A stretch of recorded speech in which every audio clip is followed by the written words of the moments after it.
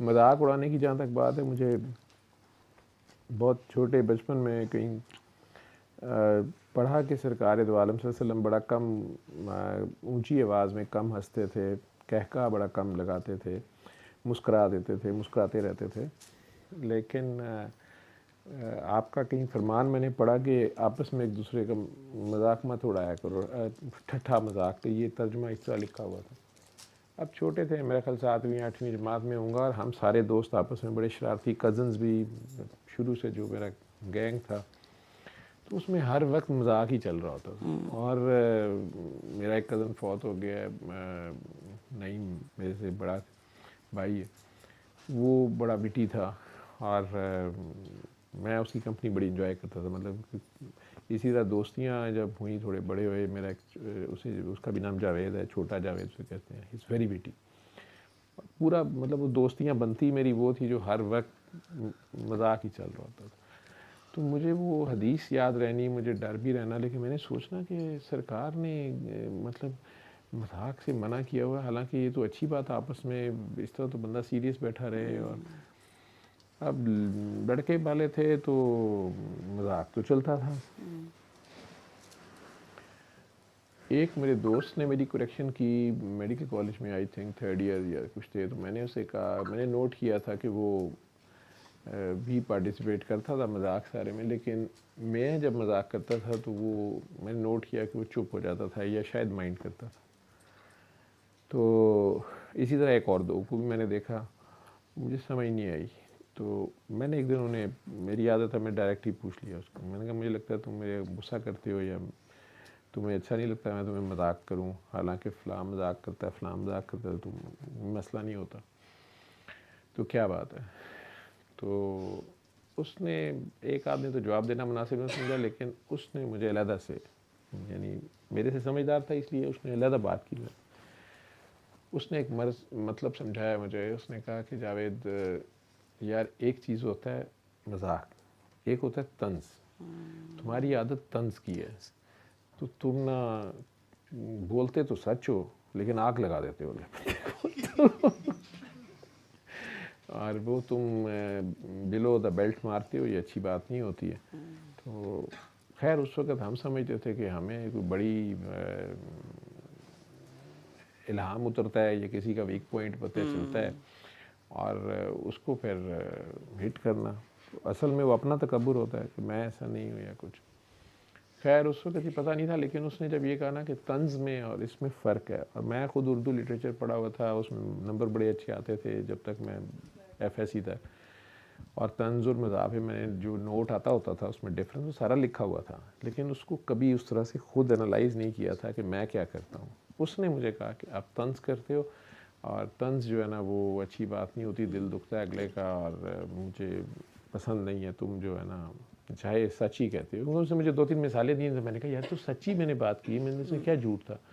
تو اس نے کہا نہیں یار تم، پھر اس نے ایک اچھی مثال دی. اس نے ان دنوں جنرل ضیاء صاحب ابھی زندہ تھے، فوت نہیں ہوئے تھے. تو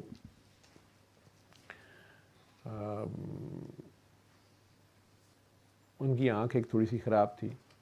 تو مجھے کہتا ہے کہ تم سچ بولنے کا بڑا شوق ہے تمہیں، تو تم جاؤ نا صدر کے سامنے، صدر پاکستان تھے وہ.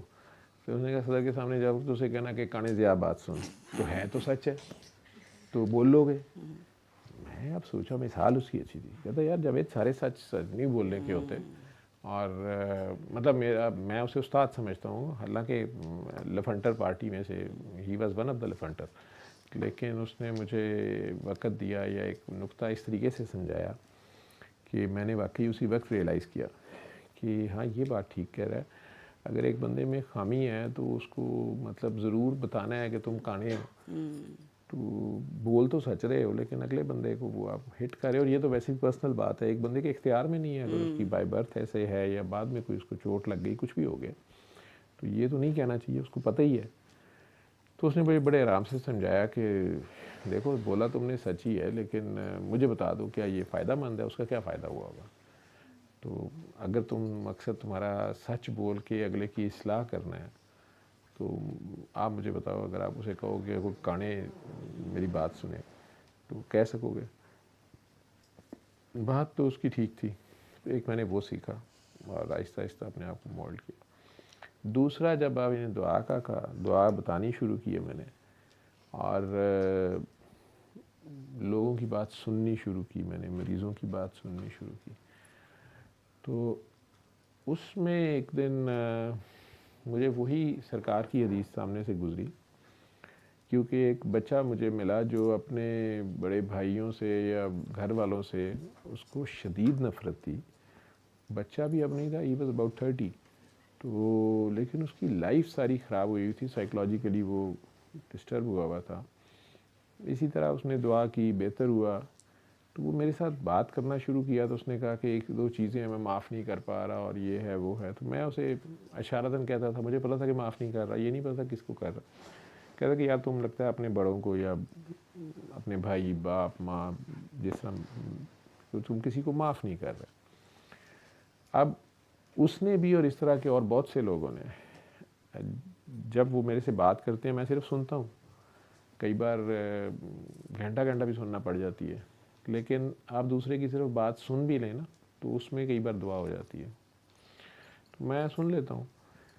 اس دن سے میں نے ریئلائز کرنا شروع کیا، نوٹ کرنا شروع کیا، کیونکہ اسی دن وہ حدیث دوبارہ سرکار کی میری نظر سے گزری. ہم بھی کہتے ہیں مذاق اڑانا یا مذاق اڑا دیا یا مذاق اڑایا اس نے میرا. تو سرکار نے بھی یہی کہا ہوا تھا کہ مذاق اڑایا نہ کرو. مذاق کرنا اور چیز ہے اور مذاق اڑانا اور چیز ہے. ٹھیک ہے. تو وہ جتنے لوگ مجھے ملے اس طرح کے، میجورٹی کا یہی مسئلہ تھا کہ ان کے ساتھی، بہن بھائی، دوست یا کزنز یا ایون ماں باپ میں سے کئیوں کے بڑے، اور وہ اتنے سالوں کی بات انہوں نے دماغ میں بچوں نے رکھی ہوئی تھی یا اس بندے نے رکھی ہوئی تھی بچپنے کی، کہ جی میرے باپ نے یا میرے بھائی نے یا فلاں نے بھرے محفل میں، وہاں شادی کی محفل تھی، فلاں تھی، اس میں میرا مذاق اڑایا. اور وہ دکھ تھا اس کا، اور اس دکھ کے ساتھ وہ رہ رہا تھا. انہیں کہتا کچھ نہیں تھا لیکن اندر سے نفرت کر رہا تھا. وہ یاد اس کی تھی. اس سے مجھے سرکار کی وہ بات کی حکمت سمجھ آئی کہ وہ واقعی صحیح، مطلب ان کی بات ہوتی ہی صحیح تھی، ہمیں سمجھ کیا آنی ہے، وہ مطلب بس مان لینی چاہیے. ٹھیک ہے. تو وہ مان تو لیتے تھے لیکن ظاہری بات ہے اس طرح ہم سے مانی نہیں جاتی جو ہمیں آتے پڑی ہوتی ہیں، ٹھڑک پڑے ہوتے ہیں. اور تو وہ جہاں نقطہ سمجھ آیا کہ ایک تو مذاق اڑانا نہیں ہوتا کسی کا، اور اڑا جاتے ہیں ہم لوگ، اور آگے ایک معصوم ذہن ہوتا ہے یا کمزور پرسنالٹی ہوتی ہے یا کمزور یوں کہہ لو کہ کوئی انسان ہے ویسے چھوٹا ہے، یا کئیوں کا اخلاق اچھا ہوتا ہے، وہ آپ کو جواب نہیں دیتے آگے سے، وہ آپ کا آگے سے مذاق نہیں اڑاتے لیکن برداشت تو کرتے ہیں، لیکن وہ برداشت نہیں ہوتا ان سے کیونکہ مذاق ہوا نہیں ہوتا، مذاق اڑایا ہوتا ہے. تو کئی بار آپ لوگ یہ ذہن میں رکھا کریں کہ آپس میں فیملیز، ایون آپس میں بہن بھائی ایک دوسرے پہ کومنٹ کر دیتے ہیں. سر موسٹلی شکلوں کا مذاق اڑاتے ہیں. شکل کا مذاق.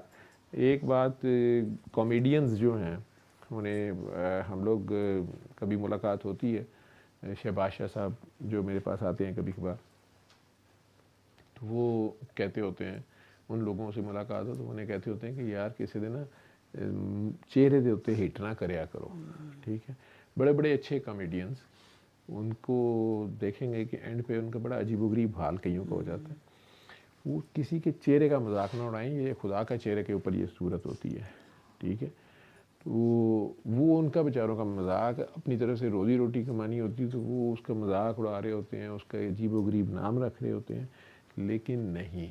اور اس میں وہ بھی اگلا بھی اثر ہوتا ہے. کئی بار وہ واقعی آؤٹ آف اسکرپٹ ہوتی ہے اور ایسی عجیب و غریب مثال ہوتی ہے کہ ہنسی تو بن جاتی ہے لیکن وہ ساری پبلک کے اندر بیسیکلی اس کا وہ ہرٹ ہوتا ہے اندر سے، اور کاؤنٹر کرنے کے لیے تیار رہتا ہے، اور شیطان اس کو اور پرووک کرتا رہتا ہے کہ اب تم بھی اس کا کرو.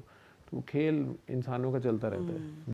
صلی اللہ صلی اللہ صلی اللہ صلی اللہ صلی علی شفیعنا